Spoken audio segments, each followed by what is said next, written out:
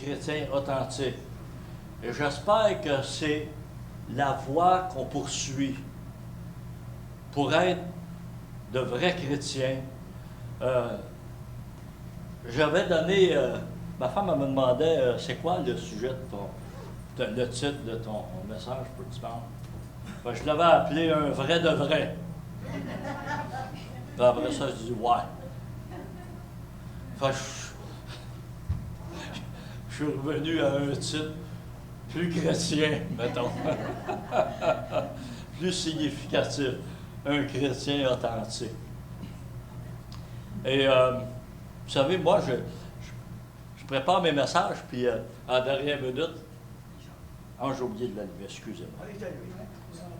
C'est ça. Wow! Aïe aïe! OK. Je l'avais essayé avant, puis je l'ai éteint. Parce que je ne veux pas chanter puis passer au-dessus de tout le monde. Hein? Vous comprenez? Moi, j'ai une assez bonne voix, là, avec pas mal de volume. Fait que je n'ai pas besoin de micro, véritablement. Alors, je suis en train de dire, je prépare mon message, mais assez souvent, je modifie mon message à la dernière minute. Des fois, je le change complètement. Mais là, c'est pas mal de messages que j'avais préparés, sauf quelques changements que j'ai insérés dedans. Il semblerait que ça fait partie de laisser l'esprit agir dans notre vie, ça. Hein? Alors, dans le texte de base que j'ai pris et que j'ai gardé quand même, c'est dans...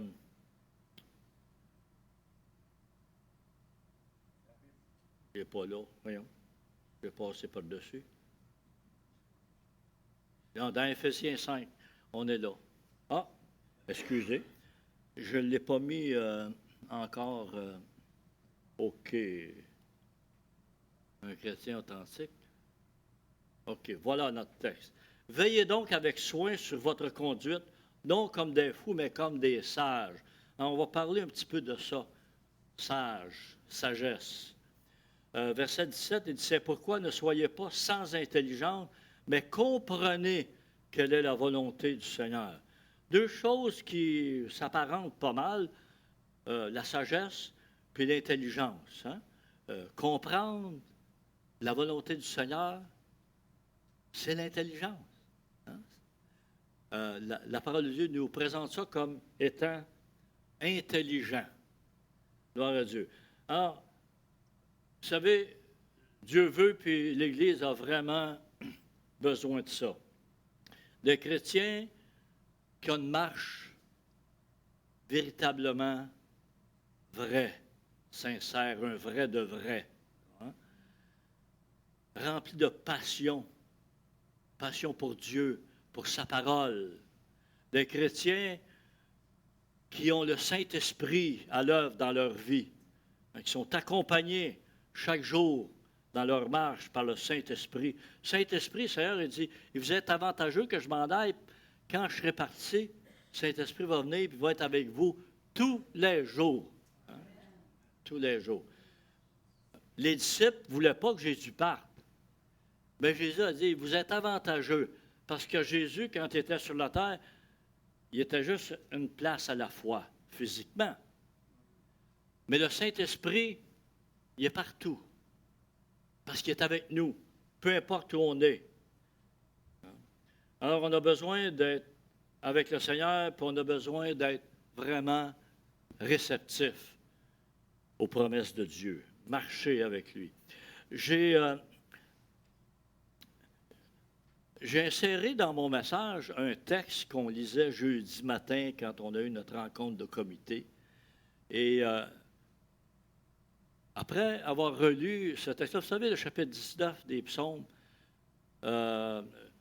cette partie-là, et là, ça s'apparente pas mal avec le chapitre 119 des psaumes, la loi de l'Éternel. Le chapitre 119 des psaumes, il y a 176 versets. Il est basé sur l'alphabet hébreu, 22 lettres de 8 groupe de versets, ça fait 176. Et tout le chapitre 119, ça parle de la loi de Dieu, de la parole de Dieu, des ordonnances, des préceptes, hein, des commandements, et c'est ça. Et le psaume 19, ça nous parle de la loi de l'Éternel. On va lire ces versets-là, mais je vais faire des petits commentaires après. La loi de l'Éternel est parfaite, elle restaure l'âme, le témoignage de l'Éternel est véridique, il rend sage le simple. On parlait de sagesse tout à l'heure, là. Les ordres de l'Éternel sont droits, ils réjouissent le cœur. Le commandement de l'Éternel est limpide, il éclaire les yeux. La crainte de l'Éternel est pure, elle subsiste à toujours. Les ordonnances de l'Éternel sont vraies, elles sont toutes justes. Et j'ai juste pris, regroupé versets 8, 9, 10, mais juste la fin. Hein? Elle restaure l'âme, il rend sage le simple, il réjouisse le cœur, il éclaire les yeux, elles subsistent à toujours, elles sont toutes justes. On a 6 comme promesse de Dieu ici, là, qu'on a avantage à intégrer dans notre vie. J'ai écrit un petit commentaire ici. La parole de Dieu est la source par excellence de restauration, de sagesse, de joie, de lumière, d'un fondement durable et de justice. C'est les 6 choses qu'on retrouve dans ces versets-là. Et quand on regarde ça, on pourrait pratiquement retrouver une trace du salut et de notre vie chrétienne. Elle restaure l'âme. C'est la première chose qu'on a besoin en tant que personne. On a besoin d'être restauré. Souvent, on prend ça juste comme restaurer l'âme pour le chrétien, mais c'est pour l'être humain en général. Il a besoin, tout le monde, des hommes et les femmes, ont besoin d'être restaurés par Dieu. Parfois, la parole de Dieu même utilise le terme « guéri ».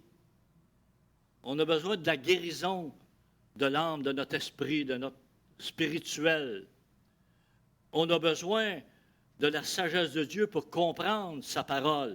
Vous savez, souvent, il y a des personnes à qui on a parlé, puis elles disent « Ah, la Bible, je l'ai lu, puis je n'ai rien compris. » Et c'est comme ça. Quand on essaye de lire la Bible comme un livre ordinaire, on ne comprendra rien. Il faut s'ouvrir à la révélation de Dieu. Il faut ouvrir notre cœur et il faut donc être restauré par Dieu. Seigneur, viens dans ma vie, fais-moi comprendre tes voies. Et qu'est-ce que Dieu fait? Il ouvre notre esprit. Il met le Saint-Esprit à notre portée et on peut comprendre les Écritures. Et ce qu'on voit, la troisième chose dans ces versets-là, c'est la joie. Hein? Réjouissent le cœur. C'est toute la parole de Dieu là, qui est question. La source de tout ça, on appelle ça la loi, mais quand on lit tout ce que David écrit sur la loi de l'Éternel, qui est parfaite, il s'agit de la parole de Dieu. Hein, la loi, ce n'est pas quelque chose de sèche pour nous condamner, mais c'est pour nous restaurer. La loi, hein, le Nouveau Testament dit que la loi, ça a été comme un pédagogue pour nous amener à Christ. La loi, elle est toujours utile pour nous ramener à l'ordre. C'est quoi l'ordre? C'est s'approcher de Dieu. Réaliser que par moi-même, je suis incapable. Mais cette loi qui révèle la volonté de Dieu, qui révèle la sainteté de Dieu, m'amène à réaliser, ô Seigneur, tu es grand et tu mérites d'être craint, d'être respecté, d'être honoré. Tu mérites que je t'écoute. Hein? Alors, la parole de Dieu, c'est la source de la joie. Combien de fois, moi, dans ma vie, depuis nombre d'années, parce que ça fait pas mal d'années que je connais le Seigneur, mais combien de fois dans ma vie, le Seigneur m'a donné cette joie en lisant sa parole. Et sa parole, là, tu as ce sentiment qui t'envahit d'une joie. Tu ne sais pas pourquoi. Ben, on le sait, là, mais, tu sais, c'est... J'ai pas reçu... c'est pas parce que j'ai reçu un cadeau, c'est pas parce que ma femme m'a fait une bonne tarte aux pommes. Oh, elle m'a fait ça cette semaine, ça faisait longtemps que...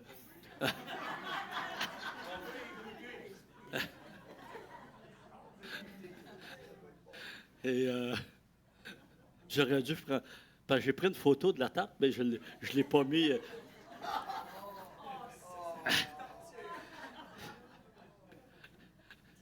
Ma femme est pas mal artistique, vous savez. Fait que sur la tarte, elle avait fait le dessin de la pomme incrustée dans la croûte, là. Il y avait une belle pomme. C'était doublement appétissant. Mais le meilleur, c'est quand j'ai mangé.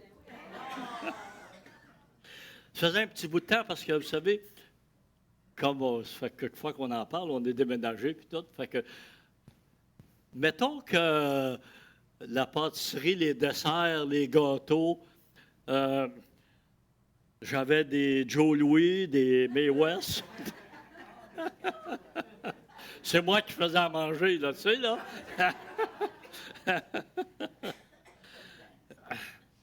Mais là, cette semaine, une bonne tarte aux pommes chaude avec une boule de crème glacée, là. Mmh. Ouais. Vrai de vrai. Alléluia. Elle subsiste à toujours. C'est le fondement, c'est le roc. C'est éternel, la parole de Dieu. Ça subsiste à toujours. Elles sont justes, hein? Dieu est juste. Sa parole est juste. C'est la justice qui fait de nous des êtres justifiés, pardonnés, rendus non coupables, des enfants de Dieu. Alléluia. Alors, le chrétien authentique, il n'y a pas d'asservissement, il n'y a pas de carcan, il n'y a pas de joug. C'est la liberté. Et remarquez bien, je vais juste faire une petite parenthèse ici. Je parlais de la loi, puis souvent dans beaucoup d'églises ou de groupes, on dit « Ah, ça c'est la loi ». C'est pas bon. Mais la loi, si on l'utilise correctement, elle est bonne, la loi. Elle est bonne. La parole de Dieu déclare la loi de l'Éternel, elle est parfaite. Donc, il faut l'utiliser correctement. C'est comme n'importe quelle loi. Bon, on peut questionner certaines lois peut-être, là, mais en général, mettons que les lois sont faites un petit peu pour protéger, pour aider la société, pour nous rendre la vie un peu plus vivable, mettons. Que ce soit les lois de la circulation, par exemple, juste pour utiliser celle-là.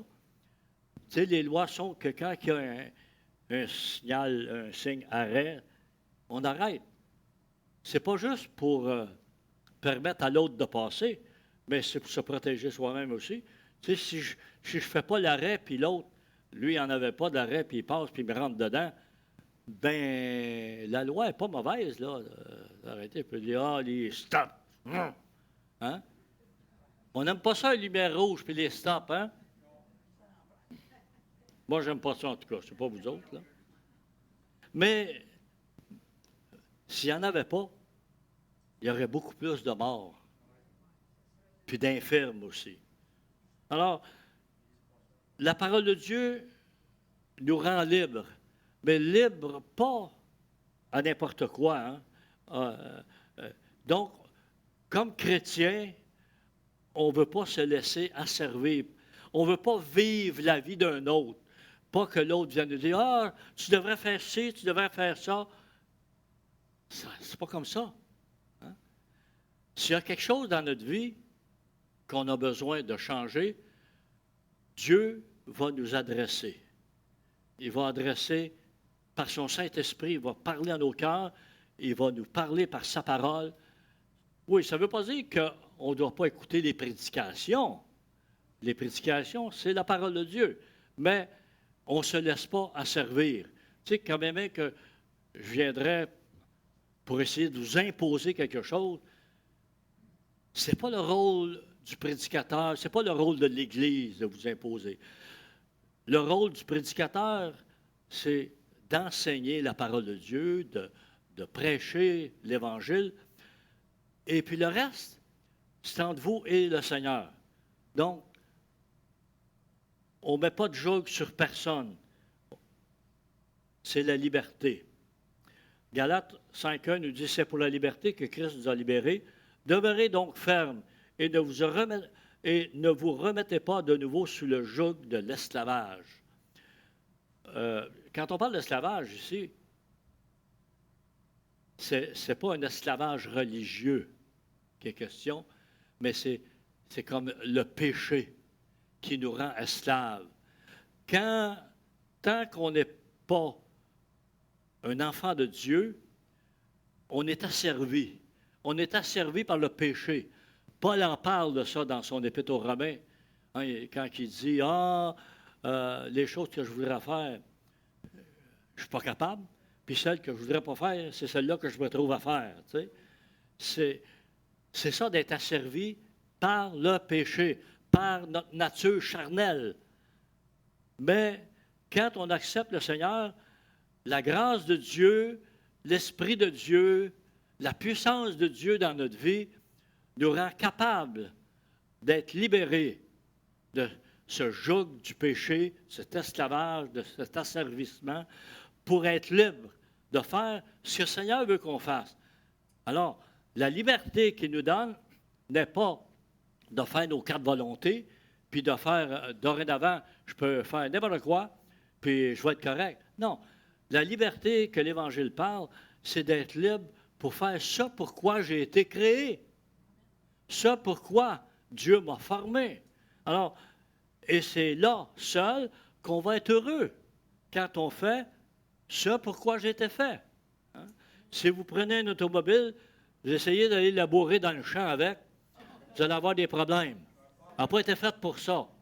Bien, nous, on a été fait pour certaines choses avec le Seigneur. Faire ce pourquoi j'ai été créé. Galates 5.13 nous m'en garde de ne pas faire de cette liberté un prétexte là, pour faire n'importe quoi, comme dans Pierre 2.16, comme des hommes libres, sans faire de la liberté un voile qui couvre la méchanceté, mais comme des serviteurs de Dieu. C'est ça la liberté. Libre, on est libre maintenant de servir le Seigneur. De un, c'est un honneur de servir le Seigneur. Moi, je considère c'est tout un privilège. Vous savez, Dieu n'a pas besoin de nous autres. Dieu pourrait très bien se passer de tout être humain. Pour que ce soit pour peupler la terre, il pourrait nous remplacer par n'importe quoi. Hein? Ou que ce soit pour évangéliser, pour témoigner, il pourrait envoyer les anges. Puis probablement que les anges, ils seraient davantage efficaces. Mais là, ça serait un petit peu comme forcer la note. Hein? Les gens ils diraient « wow! Hein? » Puis là, donc, ils développeraient un culte aux anges, comme ça s'est fait, puis comme il y en a encore aujourd'hui, des cultes aux anges. Il y en a que, moi, dernièrement, je n'ai pas entendu parler, là, mais il y a été à un moment donné que chacun a son ange, puis on s'adresse à notre ange. Tu sais? C'est tout ça que la Bible nous enseigne? Jamais de la vie. Il y a un seul intermédiaire entre Dieu et les hommes, c'est Jésus, pas les anges. Oui, les anges existent. La Bible nous enseigne que les anges existent. Oui, les anges peuvent nous aider. La parole de Dieu nous parle dans ce sens-là. Les anges sont au service de Dieu, mais qui deviennent au service de l'être humain pour nous aider à quoi? Aider à faire de l'argent, aider à être fort physiquement, aider à se venger contre l'ennemi. Non, les anges ne sont pas là pour ça. Les anges sont là pour nous aider dans notre marche chrétienne. Parce que notre ennemi, notre vrai ennemi, ce n'est pas notre voisin d'en face ou d'à côté. Notre ennemi, c'est le diable et les démons, les esprits malins. C'est contre eux qu'on a besoin de lutter et les anges sont là pour ça, pour nous aider dans notre marche chrétienne, pour être vraiment des chrétiens authentiques. C'est à ça qu'on est appelé. Le Seigneur, il pourvoit toutes les aides pour qu'on soit de vrais chrétiens, des chrétiens comme il veut qu'on soit, des chrétiens qui soient heureux, des chrétiens qui fonctionnent bien. Vous savez, il y a tellement de problèmes aujourd'hui, que ce soit psychologique ou autre, là, parce qu'on s'éloigne de Dieu. On rejette Dieu. Il y a tellement de problèmes dans la société, puis de plus en plus, ça va. Parce que le diable est à l'œuvre, puis l'être humain rejette Dieu, puis se tourne vers les choses non essentielles, des choses charnelles, laissant Dieu de côté. Et là, on se met en trouble quand on fait ça. Jacques 1,25, il dit « Celui qui a plongé le regard dans la loi parfaite, la loi de la liberté. » On parle encore de loi. Hein? Donc, il dit « aujourd'hui, les chrétiens, on n'est pas sous la loi, on est sous la grâce. » Bon. Mais la grâce, c'est une loi. La loi de la grâce, qui comporte certaines conditions aussi. Hein? La grâce de Dieu, il l'a manifesté premièrement en envoyant Jésus, son amour qui s'est manifesté, sa grâce s'est manifestée, qui est mort sur la croix, mais sa grâce se manifeste lorsqu'on croit. Hein? C'est par la grâce que vous êtes sauvés, par le moyen de la foi. Hein? Donc, oui, la grâce est là, mais il y a une loi pour atteindre la loi, la grâce. Il y a un système pour bénéficier de la grâce de Dieu, et c'est de croire. C'est de croire. Sans la foi, ça ne fonctionne pas. Ça prend la grâce. Celui qui a plongé le regard dans la loi parfaite, la loi de la liberté, et qui persévère, non pas en l'écoutant pour l'oublier, mais en la pratiquant activement. Celui-là sera heureux dans son action même. Il y a beaucoup d'éléments qui s'apparentent à ce qu'on lisait dans Psaume, hein? Là-dedans, là. Hein? Être heureux, son action, la liberté, la loi parfaite. Amen. Un modèle qu'on peut considérer, bien sûr, c'est Jésus. Jésus, au début de son ministère, on va lire à partir du verset 14 dans Luc 4, Jésus retourna en Galilée avec la puissance de l'Esprit et sa renommée se répandit dans toute la région. Il enseignait dans les synagogues et il était glorifié par tous. Il se rendit à Nazareth où il avait été élevé et entra, selon sa coutume, dans la synagogue le jour du sabbat. Il se leva pour faire la lecture et on lui remit le livre du prophète Ésaïe. Il ouvrit le livre et trouva le passage où il est écrit « L'Esprit du Seigneur est sur moi parce qu'il m'a oint pour guérir ceux qui ont le cœur brisé, pour annoncer la bonne nouvelle aux pauvres. Il m'a envoyé pour proclamer aux captifs la délivrance et aux aveugles le recouvrement de la vue, pour renvoyer libres les opprimés, pour proclamer une année de grâce du Seigneur. Puis roula le livre, le rendit au serviteur et s'assit. Les yeux de tous dans la synagogue étaient fixés sur lui. Alors il se mit à leur dire, « Aujourd'hui, cette parole de l'Écriture que vous venez d'entendre est accomplie. » Alors, il y a une couple de choses quand même intéressantes dans cela que je veux souligner comme un chrétien authentique, là, qu'on retrouve dans ce modèle que Jésus est. La première chose, bon, Jésus, malgré que c'est Dieu incarné dans un corps humain, il avait besoin d'être revêtu du Saint-Esprit. Son ministère terrestre, il ne l'a pas fait en tant que Dieu. Il l'a fait en tant qu'être humain rempli du Saint-Esprit. avec la puissance de l'Esprit. Et lorsqu'on lit, il s'en va à Nazareth, ça c'est l'endroit où il avait été élevé, c'était sa patrie. Cette semaine, le mercredi, on a lu le chapitre 13 de Matthieu, la fin du chapitre, qui montrait que Jésus est retourné dans sa patrie à Nazareth.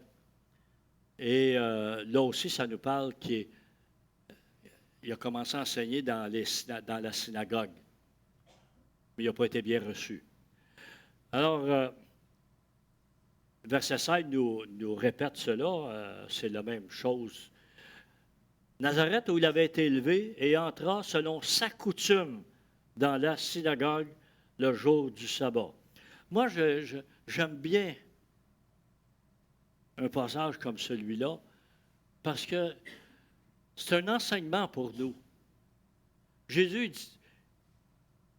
il dit nulle part, il faut que vous alliez à l'église le dimanche matin.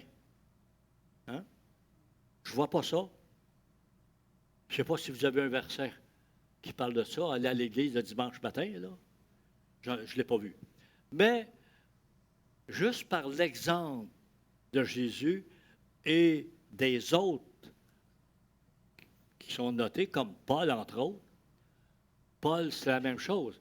Quand Paul a fait ses voyages missionnaires, quand il arrivait dans un endroit, où était la première place qu'il allait? À la synagogue. Hein? C'est là au temple, la synagogue. C'est ça. Aller partager l'Évangile du Seigneur. Et là, ce qu'on voit ici, au verset 16, c'est selon sa coutume, il est entré dans la synagogue le jour du sabbat. C'est un bon exemple, ça. Un bon exemple. Quand je pense qu'aujourd'hui, puis il me semble que depuis qu'on a eu, 2020, là, la pandémie, il y en a plusieurs qui ne vont plus dans les assemblées. Ils écoutent des émissions à la radio, à la télévision, je devrais dire, parce que c'est plus la télévision, là, aujourd'hui. Pas besoin. J'entends les messages. Ouais, mais la Bible dit de ne pas négliger notre assemblée. Si je ne m'assemble pas, il n'y en a pas d'assemblée. Hein? Une assemblée, c'est parce que je suis assemblé. Est-ce que la Bible, aujourd'hui, en 2025, ce texte-là, il est dépassé, puis on n'a plus besoin de ça? Non. Il y a une nécessité d'être ensemble. Il y a plusieurs raisons. Oui? On a besoin de prier ensemble, on a besoin de se supporter les uns les autres ensemble. C'est toutes des choses qu'on a besoin. On a besoin de s'encourager, on a besoin d'être ensemble. Mais si je décide de rester chez nous, à la maison, et il y a des cas où ça devient difficile parfois. Des personnes malades qui ne sont plus capables de se déplacer, il faut bien comprendre que c'est difficile de venir à l'Église. Mais, tu sais, je regarde notre sœur Monique, là. Elle a sa marchette. Et je ne sais pas si c'est sa fille ou son garçon qui vient la reconduire. Le garçon. Elle s'est organisée, elle a encore la capacité, elle vient s'assembler à l'Église.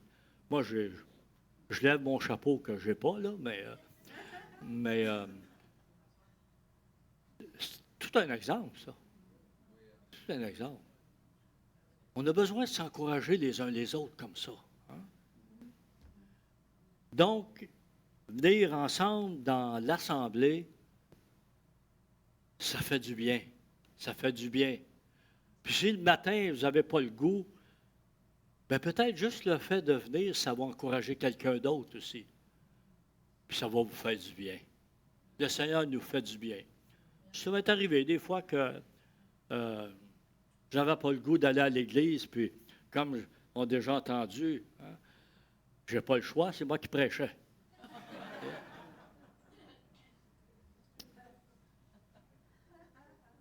Mais je ne suis jamais retourné à la maison déçu, parce que le Seigneur, il nous fait toujours du bien. Il fait toujours du bien. Amen. Et quand je parle de, tu sais, des personnes qui ne vont plus dans une église, je condamne personne. J'aimerais juste, tu sais, même ceux peut-être qui écoutent sur YouTube, là, je voudrais vous encourager à venir dans une assemblée. Que ce soit ici à Varennes ou que ce soit ailleurs, ça n'a pas d'importance. Tu sais, si on regarde, nous, on est un petit groupe, puis depuis quelques années, on a eu quelques personnes qui ont accepté le Seigneur, puis ils sont partis. Ils sont allés dans une autre église parce que c'était plus proche. Gloire à Dieu! Hein? L'important, c'est de garder la foi, puis de continuer dans notre marche chrétienne, s'assembler ensemble, ça nous fait grandir. OK. On va lire le texte au complet dans Éphésiens chapitre 5. On a lu 2 versets au tout début. Veillez donc avec soin sur votre conduite, non comme des fous, mais comme des sages. Rachetez le temps, car les jours sont mauvais. C'est pourquoi ne soyez pas sans intelligence, mais comprenez quelle est la volonté du Seigneur. Ne vous enivrez pas de vin, c'est de la débauche, mais soyez remplis de l'esprit. Entretenez-vous par des psaumes, des hymnes et des cantiques spirituels. Chantez et célébrez le Seigneur de tout votre cœur. Rendez toujours grâce pour tout à Dieu le Père, au nom de notre Seigneur Jésus-Christ. Amen. J'ai mis un petit peu d'emphase dans cette chose-là, souligné pour qu'on... du côté positif. Je l'ai un peu raccourci, si on veut, puis... Veillez donc avec soin sur votre conduite comme des sages. On est appelé à développer la sagesse de Dieu. Hein? On lisait dans Psaume que la parole de Dieu, c'est la source de la sagesse. Hein? Le verset 16, il dit « Rachetez le temps », moi j'ai appelé ça « Perdez pas votre temps ». Perdez pas votre temps à des choses secondaires, à rien faire, ou, tu sais, on n'a pas de temps à perdre. On veut être avec le Seigneur. On veut grandir dans la foi. Verset 17, il dit « Comprenez quelle est la volonté du Seigneur ». Le verset 18, il dit « Soyez remplis de l'Esprit ». Et puis, une chose à faire, comme chrétien, entretenez-vous. Comme on fait ce matin. Moi, été béni par la louange, par les chants. Hein? Entretenez-vous par des psaumes, des hymnes et des cantiques spirituels. Chantez et célébrez le Seigneur de tout votre cœur. Rendez toujours grâce pour tout à Dieu le Père, au nom de notre Seigneur Jésus-Christ. Rendez grâce. Hein? Donc, comme chrétien, c'est intéressant parce que l'apôtre Paul, ici dans Éphésiens, la base de notre vie chrétienne, là, tu sais, on parle souvent de faut témoigner, faut témoigner, faut témoigner. Et ça, c'est l'activité principale, peut-être, que le chrétien doit avoir à l'extérieur de l'Église. Mais quand on vient s'assembler, l'apôtre Paul, il nous parle ici, il y a plein de choses, mais il n'y a aucune de ces phrases-là qu'on a lues qui parle « faut vous témoigner »,« faut témoigner ». Ça fait partie de notre activité de base dans la vie chrétienne. Comme il y en a d'autres qu'on va faire à la maison, prier, puis lire la parole. Bien, ici, c'est un peu comme entre chrétiens, quand on s'assemble, on veut s'entretenir par des psaumes, des hymnes, des cantiques spirituels. Chantez et célébrez le Seigneur de tout votre cœur. Hein? On veut être rempli du Saint-Esprit, puis on veut que ça se manifeste dans nos activités, dans nos échanges comme chrétiens. Chanter ensemble, Rendre grâce au Seigneur. Celui-là, le verset 20, ça me dérange un peu, là. Hein?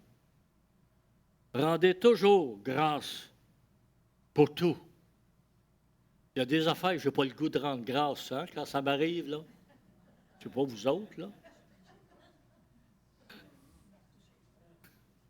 Ben, hein, qu'est-ce que Job a fait dans les épreuves? Il a continué à être fidèle envers Dieu et à remercier le Seigneur. Puis il est sorti victorieux. Parce qu'il faut réaliser, frères et sœurs, que les épreuves sont pour un temps. Les épreuves nous servent à renforcer notre foi, notre alliance avec Dieu, notre engagement. Mais le Seigneur, il dit, le juste a des mois grand nombre, mais l'Éternel l'en délivre de tous. C'est comme ça marche. Hein? Amen. Gloire à Dieu. Entretenez-vous, puis rendez toujours grâce. Alléluia. Que le Seigneur nous aide à mettre sa parole en pratique avec joie. Se laisser remplir du Saint-Esprit. Le Saint-Esprit est accordé à tout le monde. Ceux qui veulent, ceux qui l'invitent, puis ceux qui persévèrent dans l'attente et dans la demande du Seigneur. C'est comme ça. Un peu comme les